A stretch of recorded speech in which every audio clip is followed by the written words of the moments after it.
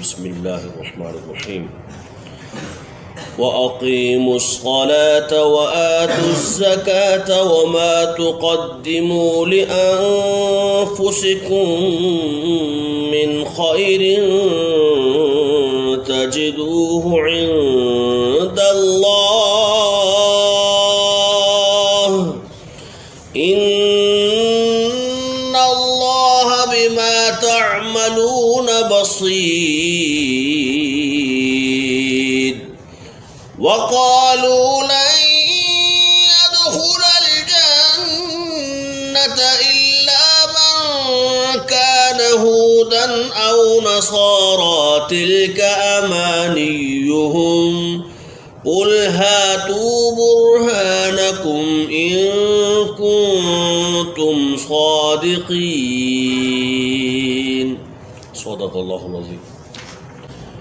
نماز کا حکم تو خاص جنگ کے میدان میں بھی ہے کہ عین جنگ کے موقع پر بھی نماز خوف کا کہا گیا ہے۔ تو پتہ چلا کہ کسی ماحول میں بندہ ہو، بیمار ہو، اور 100 بیماریاں ہوتی ہیں، پھر اللہ تبارک و تعالی کی چونکہ عبادت کرنی ہے تو کہا جاتا ہے جناب اگر کھڑے نہیں ہو سکتے ہو تو بیٹھ کے پڑھو، بیٹھ کے نہیں پڑھ سکتے ہو لیٹ کے پڑھو، لیٹ کے بھی تم مشکل محسوس کرتے ہو اشاروں سے پڑھو۔ تو کسی حال میں بھی نماز معاف نہیں ہے، کیونکہ یہ اصلاح نفس کا ذریعہ ہے۔ تو جو بندہ نماز چھوڑ کے کہے میں اصلاح نفس کرتا ہوں اور تصوف میں ہوں، صوفی ہوں، وہ یہ سمجھ جائے کہ یہ صوفی نہیں ہے، یہ صوفی نہیں ہے، صوفی باصفا تصوف والا صوفی نہیں ہے، اس نے باطن کی صفائی کا ڈونگ رچایا ہوا ہے۔ اگر یہ چاہتا ہے میرا باطن صاف ہو جائے تو پہلے اپنا اللہ راضی کرے گا، اور اللہ فرماتا ہے اقیم الصلاۃ، نماز قائم رکھو اور زکوٰۃ ادا کرو۔ جو زکوٰۃ کو تاوان سمجھے، اس کو ادا کرنا اپنے لیے مشکل سمجھے، جو کڑن محسوس کرے اور جو کہے نہیں جی میرے بچوں کے لیے کیا بچے گا، یا میں نے ذاتی کمائی، میری کمائی ہے میں کیوں دوں، وہ سمجھ لے کہ وہ اللہ سے لول لگائے نہیں بیٹھا، اسے چاہیے کہ اصلاح نفس کرے۔ وَمَا تُقَدِّمُوا لِأَنفُسِكُم مِّنْ خَيْرٍ تَجِدُوهُ عِندَ اللَّهِ، جو بندہ نیکی کرتا ہے اپنی جان کے لیے آگے بھیجتا ہے، یہ سمجھ لے کہ اسے ضائع نہیں کیا جاتا، رد نہیں کیا جاتا، اس کی ہر نیکی اللہ کے ہاں موجود ہے، اور کل بروز قیامت اللہ اسے اس کے سامنے نیکی رکھ دے گا، اس نیکی کا اسے اجر ملے گا۔ کیوں کہ اللہ تعالیٰ تمہارے ہر کام کو دیکھتا ہے، یہ اللہ فرماتا ہے ہر کام کو دیکھتا ہے۔ میں جو کام کرتا ہوں میں سوچتا ہوں یہ بھی ایک کام ہے، ہم جو ہے وہ چھپ کے بھی کوئی کام کرتے ہیں تو وہ بھی ایک کام ہے، ہر کام کو اللہ رب العالمین ملاحظہ فرماتا ہے۔ وقالو، اور اہل کتاب کہتے ہیں، کیونکہ پچھلے بھی ہم نے اہل کتاب کا پچھلی آیات میں ذکر کیا تھا، تو اب وہی اللہ تعالیٰ اس کا ذکر آگے چلا رہا ہے۔ وقالو، وہ اہل کتاب کہتے ہیں لن يدخل الجنة الا ما كان هودا او نصارى، کہ جنت میں ہرگز نہیں جائے گا کوئی بھی جب تک کہ وہ عیسائی نہ ہو جائے یا وہ یہودی نہ ہو جائے، یہ کہتے ہیں اہل کتاب، کیونکہ تلک امانیہم، یہ ان کی خام خیالی ہے۔ ایک ہوتا ہے امنیہ، ایک ہوتا ہے رجا۔ رجا امید کو بولتے ہیں، بعض لوگ امنیہ اور رجا میں فرق نہیں کر پاتے، وہ سمجھتے ہیں دونوں ایک ہی چیزیں۔ مثال کے طور پر میں کچھ کرتا ہی نہیں اور کہتا ہوں جی میں تو بخشا جاؤں گا، صرف یہ کہہ لینے سے کہ بس ٹھیک ہے میں تو بخشا بخشایا، مجھے جو ہے جو مرضی کرتا رہوں، نہ جہنم ملے گی نہ سزا ملے گی، بس میں سیدھا ہی ڈائریکٹ جنت چلا جاؤں گا۔ تو یہ خام خیالی ہے، اللہ فرماتا ہے نا امید۔ اچھا ہم کیا کرتے ہیں، کچھ بھی نہیں کرتے اور پھر کہتے ہیں جنت جائیں گے، اور اس کو ہم امید کا نام دیتے ہیں، رجا کا نام دیتے ہیں، جبکہ رجا اور چیز ہے، امید اور چیز ہے۔ امید کیا ہے، ایک کسان ظاہر ہے کھیتی باڑی کرتا ہے، اور ایک بندہ جب کھیتی باڑی کرتا ہے تو اس کے لیے پہلے اچھی زمین کا انتخاب کرتا ہے، اچھی زمین کا وہ کیا کرتا ہے، وہ دیکھتا ہے کہ اچھی زمین ہے جی ٹھیک ہے، بنجر تو نہیں ہے، نہیں بنجر نہیں ہے ٹھیک ہے، اب وہ بیج لاتا ہے، اور وہ بیج بھی اعلیٰ نسل کے لاتا ہے، کہیں کوئی خراب نہ نکلے، بہترین بیج اس میں بوئے گا، اور وہ بیج ڈال کے پھر سو نہیں جاتا چلا نہیں جاتا، آرام نہیں کرتا، پھر اس کی رکھوالی کے لیے بندوبست کرتا ہے، ہر روز جاتا ہے، اس کو دیکھتا ہے کہ یہ جو بیج میں نے لگایا تھا کسی جانور نے آ کے اسے کھا تو نہیں لیا،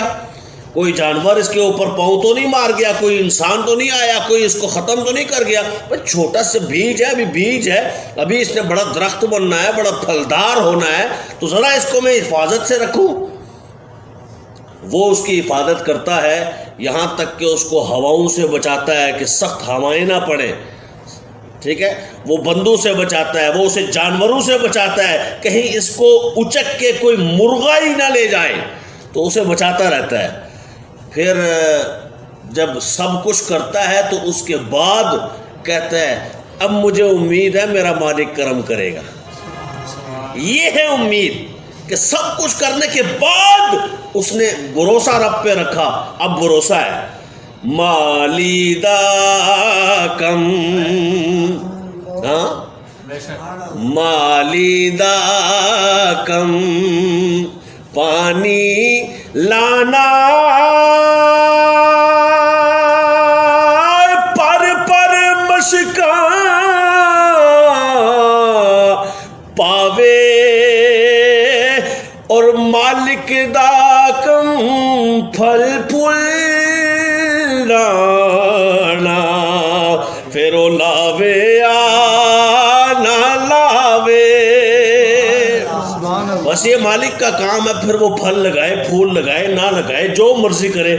امید یہ ہے کہ سارے اسباب اختیار کر کے جو بندے کسے ہو سکتا ہے وہ کرے، اور پھر جو انتہا ہو جائے اس کے بس میں نہ رہے تو پھر مالک پر کہہ دے یا اللہ ہوں تیری مرضی۔ تو یہ ہے اصل امید۔ اور یہ کیا کر رہے ہیں؟ تلک امانیہم، یہ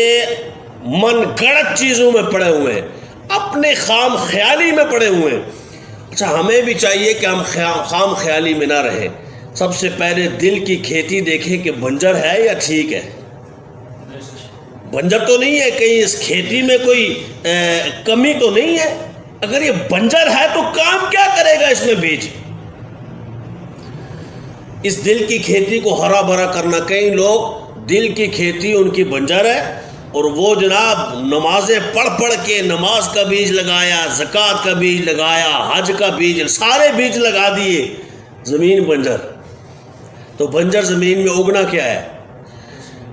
تو زمین پہلے ٹھیک کرنی ہے، بہترین کرنی ہے، زمین ایسی ہو کہ حب مصطفیٰ سے تر و تازہ ہو، اس کی تازگی محسوس ہوتی ہو مصطفیٰ کریم کی حب سے، محبت سے، عشق مصطفیٰ والی زمین ہو،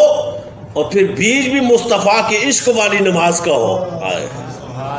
حضور کے عشق میں پڑھی جانے والی نماز، حضور کی اطاعت میں، حضور کی محبت کے ساتھ پڑھی جانے والی نماز جب اس کھیتی میں آئے گی تو وہ کھیتی میں پھل لائے گی،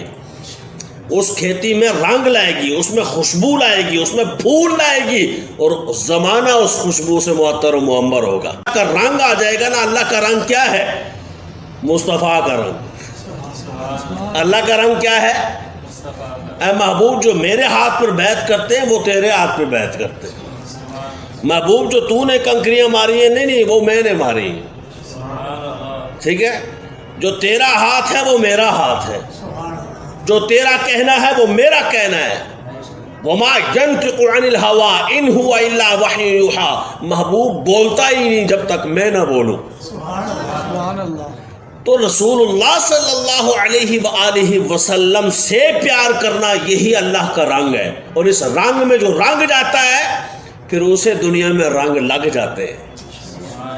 اور جسے دنیا میں رنگ لگ جاتے ہیں اسے آخرت میں بھی رنگ لگ جاتے ہیں۔ اس لیے اپنے دل کی کھیتی کو ہرا بھرا حب مصطفیٰ سے رکھیں، پھر اس میں اخلاق